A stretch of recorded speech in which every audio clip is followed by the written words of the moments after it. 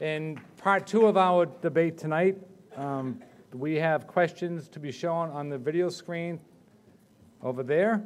The first question, keeping in the order that we have been going in so far, goes to Mayor Harrington. If you have a hard time hearing it, Mr. Mayor, I have it written down as well. I can repeat it. I can hear it. I might not be able to see it. Yeah, that too.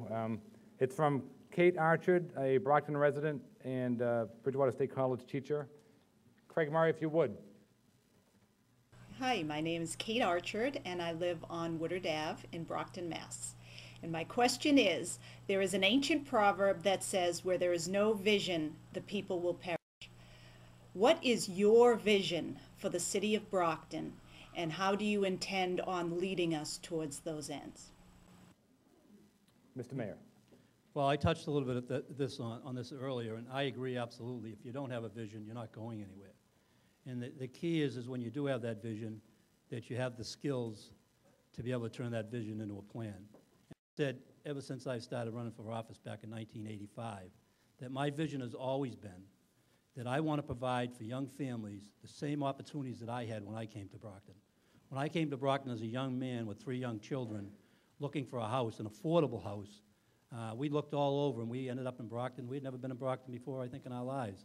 And we came here because we found a nice neighborhood with a house that we could afford. And then my kids were able to walk to a school that was a good education. They got a good education there.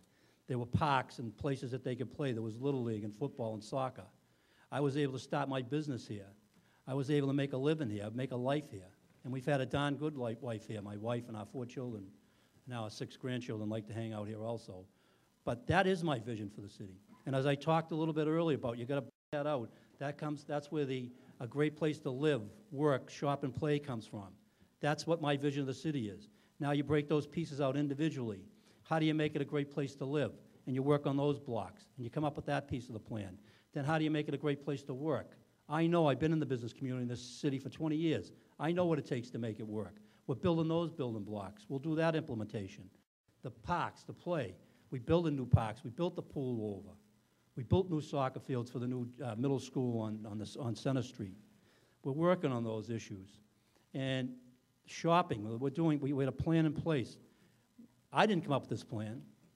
What I did was I brought in the community, and we'll take the shopping piece, just a little bit of it.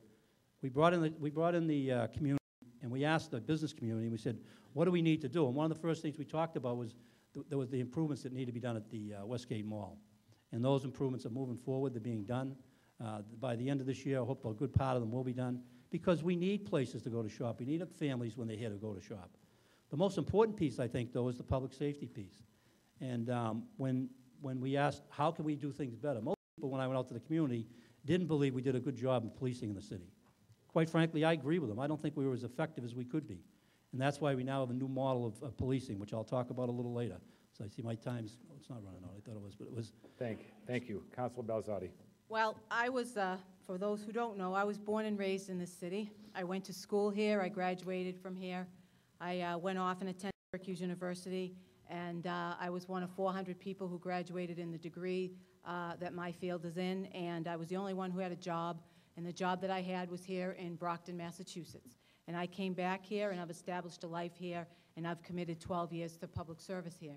And my vision for the city is a community and a city where families can live just as I did, their children can be raised and be provided the same opportunities that I had when I was a young person. A city has to be a place that is safe, where people feel that their child can get a good education, where there's housing opportunities available, where there are business opportunities available, and a place where people want to live. And that's what I want Brockton to be. I want Brockton to be the city that people want to live in, not the city that people will live here because the homes are less expensive and they can afford it, not the city that they want to live here perhaps just because it's within an equal distance. I want it to be a city that they really want to live in, that they know that they'll be safe, that they'll have the ability to raise their children safely, that their children will get a good education. And I believe that can be done, and that's the kind of city that I want Brockton to be.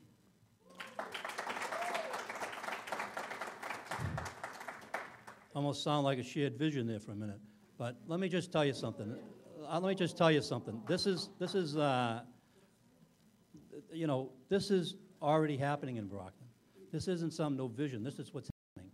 This is what's been going on for 4 years. We're building the steps. We've already built the new schools. We already changed the way we do policing. We've already made the improvements to the parks and the pools. We're already doing the things that make that vision come true because we're building the blocks.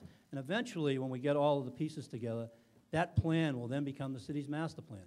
I have a group of 6 prominent Brockton attorneys who are going to will be announced sometime shortly. They're going to do a complete review and revamping of the zoning laws. That's a critical piece of any plan. And those things are all in place, all being done at this time. Thank you. Councilor?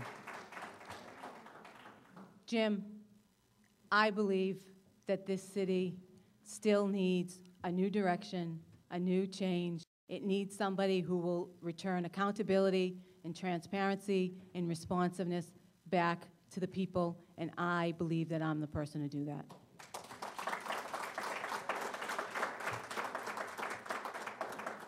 I don't think I've ever heard anybody that was running for elected office that didn't say that, Councilor.